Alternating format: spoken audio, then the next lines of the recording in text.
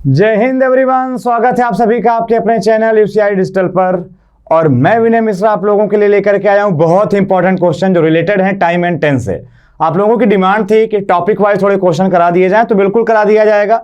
Mock number 33 special time and tense पर based है, तो जितना ज्यादा हो सके कॉन्सेप्ट को यहां से सीखने की कोशिश करिएगा, जिस भी मैं क्वेश्चन को रिलेट करूंगा। ठीक है, क्लास हम लोग स्टार्ट करें उससे पहले मैं आपको बता दूं कि आप यूपी के किसी भी एग्जाम की प्रिपरेशन कर रहे हैं, ये वीडियो आपके लिए बड़ी इंपॉर्टेंट होने वाली है और ये पूरा का पूरा चैनल आपके लिए सबसे ज्यादा इंपॉर्टेंट है।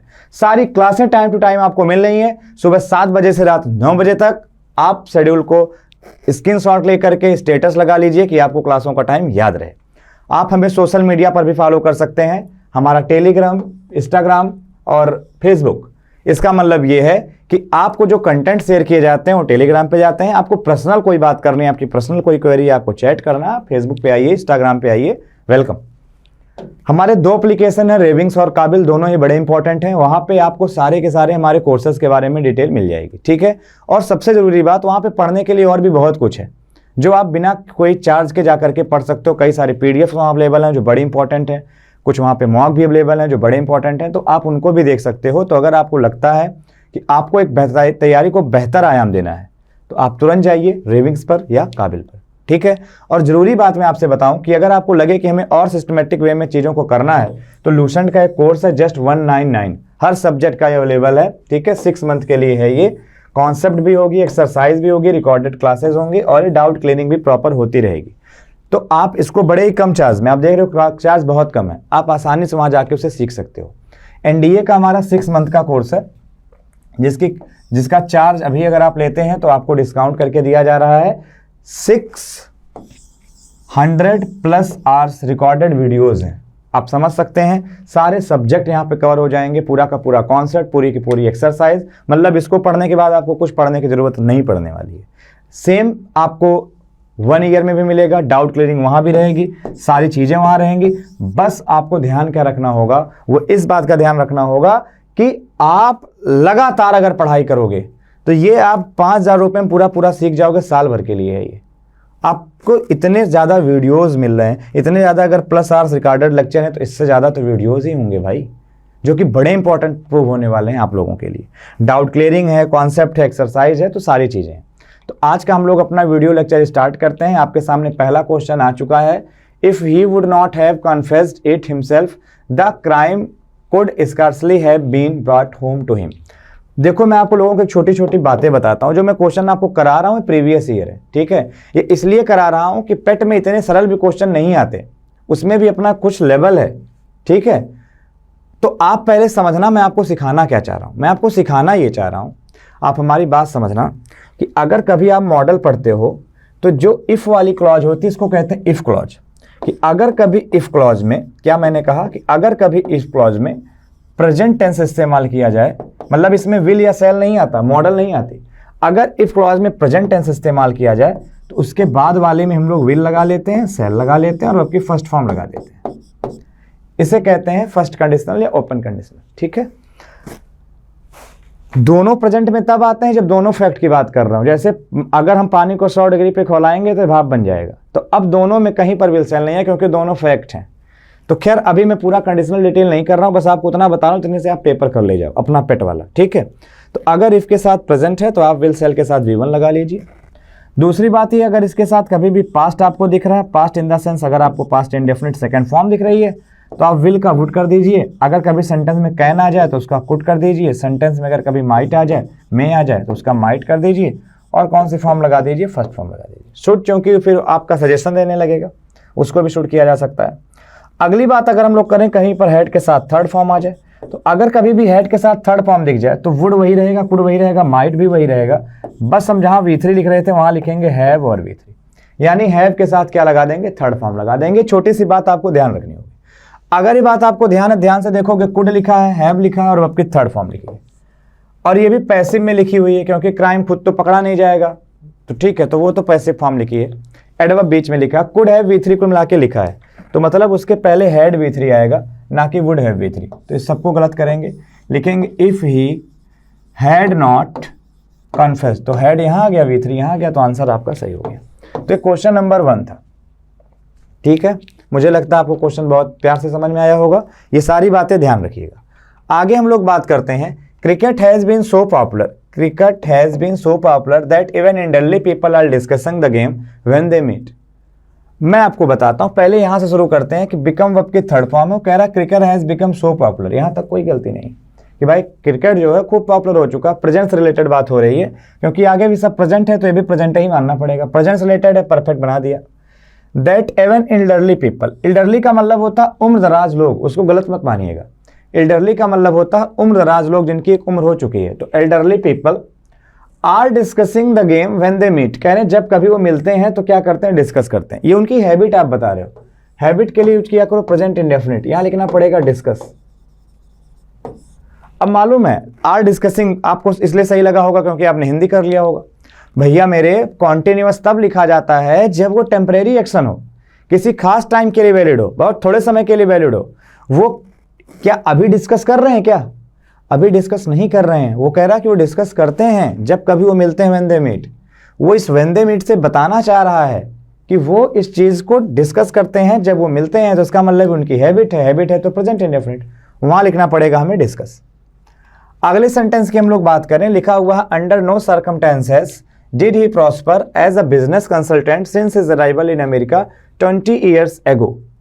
बहुत ही शानदार क्वेश्चन है। अब आपको मालूम है ध्यान क्या रखना है, जब आप कभी देखो सेंटेंस हमारा नेगेटिव एक्सप्रेशन से शुरू हो रहा है तो वहाँ पार्शियल इन्वर्जन करना होगा। अंडर नो सर्कमस्टेंसेस आ सकता है, अंडर नो चेयर आ सकता है, no, not, never, neither, seldom, hardly, इनसे सेंटेंस शुरू हो सकता है, तो वो फिर पार्शियल इन्वर्जन होता है। पार्शियल इन्वर्जन क्या होता है, अगर किसी ने नहीं पढ़ा तो मेरी एसपी बक्सी की सीरीज़ है पूरी आप सर्च करेंगे यूट्यूब पर मिल जाएगी, वो उसमें जाके देखिएगा, थंबनेल पे कहीं मैंने इन्वर्जन पढ़ाया है, पढ़ लीजिएगा। तो उसका मतलब पार्शियल इन्वर्जन का मतलब ये है कि पहले हेल्पिंग वर्ब आएगी, फिर सब्जेक्ट आएगा, फिर मेन वर्ब आएगी। हेल्पिंग वर्ब के अकॉर्डिंग ही मेन वर्ब आएगी, बस सब्जेक्ट बीच में आएगा। तो खैर अब कोई देखेगा तो कहेगा तो बिल्कुल ठीक है, हेल्पिंग वर्ब, सब्जेक्ट और ये मेन वर्ब। लेकिन ध्यान से रखना सेंटेंस बिल्कुल सही होता अगर वो सेंटेंस यहां तक लिखा होता। यहां लिख दिया since his arrival in America 20 years ago। तो 20 years ago जो है ये पूरा का पूरा टाइम क्या है, पॉइंट। अब कई बार लोग एगो देख के डिड यहां लगा रहे हैं, ये होता है ऊट पटांग तरीके से चीजों को रट लेना, समझ लेना। आप ऐसे समझो ना कि एगो जो है वो इसका टाइम नहीं बता रहा है, उसका टाइम तो सिंस बताएगा। एगो टाइम बता रहा है कि हिज अराइवल का, तो 20 year ago हिज अराइवल जो है एक पॉइंट है, और पॉइंट ऑफ टाइम के लिए आप सेंटेंस में सेंस इस्तेमाल करते हो, तो आपने सेंस इस्तेमाल कर दिया। जब आपने सेंस लगा के पॉइंट लिख दिया तो आपको इतना पता होगा कि फिर यहां आने वाला टेंस प्रेजेंट का परफेक्ट होगा या परफेक्ट कॉन्टिन्यूअस होगा।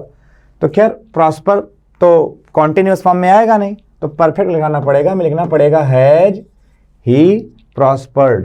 तो आंसर इज योर बी। तो इस लेवल के क्वेश्चन को आपको धीरे धीरे, ये भी बहुत हाई लेवल नहीं है, ये भी बिल्कुल बेसिक लेवल, बिल्कुल बेसिक जो आना चाहिए आपको। He will certainly help you if you will ask him in a pleasant manner. अब अगर ध्यान से देखें, यहीं से शुरू कर लेते हैं कि ही जो है सब्जेक्ट है, विल एक हेल्पिंग वर्ब है, और हेल्प यहाँ पे मेन वर्ब है, बीच में एडवर्ब आ गया। ये हेल्पिंग वर्ब है, ये हमारी मेन वर्ब है, बीच में हमारा क्या आ गया, एडवर्ब आ गया। अच्छा, ही विल सर्टेनली हेल्प, किसकी हेल्प करेंगे, home will he help you, तो यू क्या हो गया, ऑब्जेक्ट हो गया। अच्छा, ये हेल्प कब करेंगे, वो कंडीशन दे रहे हैं, कह रहे हैं if you ask him in a pleasant manner. आप एक चीज आपको बताऊं, जब अभी मैंने कहा था इफ लगा देते हो, फ्यूचर की बात वहां भी कर रहे हो, तो यहाँ मॉडल लगाने की जरूरत है नहीं, आप फ्यूचर मत लिखो, यहाँ लिखो if you ask him in a pleasant manner. I told him to rest for a while as he is working without break since morning। बहुत छोटे छोटे क्वेश्चन है, अगर आपको कॉन्सेप्ट क्लियर होंगे तो अब तक आप इन क्वेश्चन को कर ले जाओगे। I told him to rest for a while। I told him, मैंने कहा। अब देखो told के साथ दो ऑब्जेक्ट आते हैं। अगर मैं कभी सेंटेंस लिखूं I want to go, तो to go यहाँ पे इतना आपको पता होना चाहिए, want का ऑब्जेक्ट है, देखो ध्यान से। अगर मैं कभी लिखूं I want a pen, I want a pen, I want what? A pen। ऐसे ही I want what to go, ऐसे लिखा। I told, किससे टोल्ड किया, हिम से। क्या टोल्ड किया, टू रेस्ट। दोनों ऑब्जेक्ट टोल्ड के साथ आ गए, यहां गलती नहीं है। फॉर अ वाइल, अच्छा कब तक रेस्ट करोगे, थोड़े समय के लिए। For a while as he is working, कह रहे हैं वह काम कर रहा है विदाउट ब्रेक। अगर सेंटेंस यहां तक होता तो बिल्कुल ठीक था, लेकिन जैसे उसने सेंटेंस को टाइम से रिलेट किया, टाइम का उसने पॉइंट बंधन दे दिया कि भैया सिंस, ये सिंस जो है क्या है, पॉइंट ऑफ टाइम के लिए आता है, मॉर्निंग पॉइंट ऑफ टाइम है। मॉर्निंग मतलब पॉइंट, उस पॉइंट से वो काम कर रहा है, मतलब वो स्टार्टिंग पॉइंट की बात कर दिया। अब जब उन्होंने टाइम दे दिया तो यहां पे कॉन्टिन्यूअस नहीं आएगा, परफेक्ट कॉन्टिन्यूअस। यहां लिखो ही हैज बीन वर्किंग। आगे बात करो, if I was told earlier I would have certainly helped you. I was told earlier no, if I were told earlier. जितनी भी प्रेजेंट की इमेजिनरी सिचुएशन होती हैं उनके लिए आपको लिखना क्या पड़ता है। अब एक चीज समझना, यहाँ पे आप वर्ब भी नहीं लिखोगे, यहाँ आप ध्यान से देखो ना, वुड हैव के साथ देखो, एक चीज बता ही देता हूं। अगर कभी आपको इमेजिनरी सिचुएशन नजर आ रही हो प्रेजेंट की, तो वर्ब की सेकंड फॉर्म आती है, यानी क्या आता है, वर आता है, ठीक है। और आगे फिर आप देखा होगा वुड के साथ फर्स्ट फॉर्म वगैरह आ जाती है। लेकिन अगर कभी भी बात करनी हो, इमेजिनरी सिचुएशन है पास्ट की, मतलब अब उसमें कुछ प्रोबेबल है नहीं, तो उसके लिए आता है हैड बीन, और आगे जाकर के वुड V1 नहीं आता, आगे आ चल के वुड हो, कुड हो या कुछ भी हो, उसके साथ हैव और V3 आता है। अब अगर ध्यान से देखोगे वुड हैव V3, तो फिर समझ जाना यहाँ पे वर नहीं आएगा, यहाँ आएगा हैड बीन। बाकी वर लगाता हो कोई तो गलत है वो, यहाँ आएगा आंसर है। If I promise I call you as soon as I get home. जैसे आपने कभी इफ वाली क्लॉज में फ्यूचर का इस्तेमाल नहीं किया था, लेकिन मतलब वो फ्यूचर का देता था, ऐसे ही as soon as I get home का मतलब ये है as soon as I will get home. मतलब विल यहाँ पे अंडरस्टूड हो जाता है, विल हटा दिया जाता है कि जैसे ही मैं घर पहुंचूंगा, as soon as I get home. तो आई प्रॉमिस करता हूं, I will call you, not I call you, I will call you. Call अभी किया नहीं, अभी आप करोगे, तो I will call you, answer is your B. I was shocked when he told me that the old woman died by cancer। तो अभी जो shocked है यहाँ पे शॉकिंग क्यों नहीं आया? देखो थर्ड फॉर्म भी एडजेक्टिव बनती है और ING फॉर्म भी एडजेक्टिव बनती है। अगर वो इफेक्ट सब्जेक्ट खुद फेस कर रहा है तो थर्ड फॉर्म लिखा करिए। भाई शॉक्ड कौन होगा? आई होगा ना, तो यहाँ पे मैंने लिख दिया शॉक्ड। अगर उसका इफेक्ट सब्जेक्ट खुद फेस करे तो आप फिर थर्ड फॉर्म लिखिए, और अगर उसका इफेक्ट सब्जेक्ट खुद फेस ना करे, दूसरों में डेवलप करे, तो ING लिखो। अगर मैं लिख दूं द न्यूज वाज, तो आपको यहाँ पे शॉकिंग लिखना पड़ेगा, क्योंकि न्यूज खुद शॉक्ड नहीं होगी, दूसरों को शॉक करेगी, इसलिए आगे आई वाज शॉक्ड। अच्छा, मैं शॉक कब हुआ? टाइम क्या था उसका? व्हेन ही टोल्ड मी, जब उसने मुझसे कहा। अब ये देखो टोल्ड का एक ऑब्जेक्ट मी है और दूसरा ऑब्जेक्ट ये पूरी दैट से लेकर के यहाँ तक क्लॉज है। The old woman died by cancer. अब एक चीज समझना, अगर मैं कभी लिख रहा हूँ राम्स कार, तो इसका मतलब है राम के कार की बात कर रहा हूँ। लेकिन अगर मैं कभी कह रहा हूँ द कार ऑफ राम, तो इसका मतलब अब मैं ये बता रहा हूँ काश किसके रेफरेंस में है, तो अब हम इसका रेफरेंस दे रहे हैं। इसका रेफरेंस क्या है? राम, रिगार्डिंग। तो ऐसे ही died of cancer, not by. इसीलिए डाई के साथ क्या आता है? ऑफ आता है। He died of cancer. Die मतलब डाई के साथ कोई भी डिसीज आती है तो ऑफ आता है। क्यों आता है? वो रिगार्डिंग का सेंस देता है, वो रिगार्डिंग का सेंस देता है। वो डाइड क्यों हुआ, ये था, ऑफ लगा दो। आगे बात करते हैं, इंडिया हैज गॉट फ्रीडम इन 1947। अब बात बिल्कुल सही है, जिस चीज का इफेक्ट अभी भी जारी हो परफेक्ट लगाते हैं। हिंदी करके सिखाने वालों के साथ दिक्कत यही होती है, लगो मंगा लिया हमने, अभी भी फ्रीडम है, लगा दिया सेंटेंस। आप समझना, अगर सेंटेंस इतना होता तो सही होता। मैं बार बार कह रहा हूं टाइम को रिलेट करना सीखिए। अब इफ 1947 टाइम कब का है? अगर टाइम पास्ट का है तो टेंस भी पास्ट का होगा। यहां लिखो इंडिया गॉट। अगर टाइम पास्ट का है तो टेंस पास्ट का होगा। टाइम के अकॉर्डिंग टेंस को गाइड करना ही टाइम एंड टेंस है। Ravi fought how much he pay for the watch, no error. Ravi forgot, Ravi भूल गया। अब अगर रवि भूल गया, बात तुम पास्ट की कर रहे हो, ये आपकी मेन क्लॉज है, प्रिंसिपल क्लॉज है। अगर यही पास्ट में तो अंदर भी पास्ट में लिखो, तो हाउ मच ही पे नहीं, हाउ मच ही पेड। तो कुल मिला करके आपको लॉजिक समझ में आने चाहिए, टाइम को रिलेट करना आना चाहिए, आपको क्लॉज की नॉलेज होनी चाहिए। और अगर आपको अभी भी नॉलेज नहीं है तो आप एसपी बख्शी मेरी सीरीज है उसको पढ़िए, बेहतर से बेहतर आप कई कंटेंट पढ़िएगा, वो अनमैच्ड कंटेंट है, ठीक है।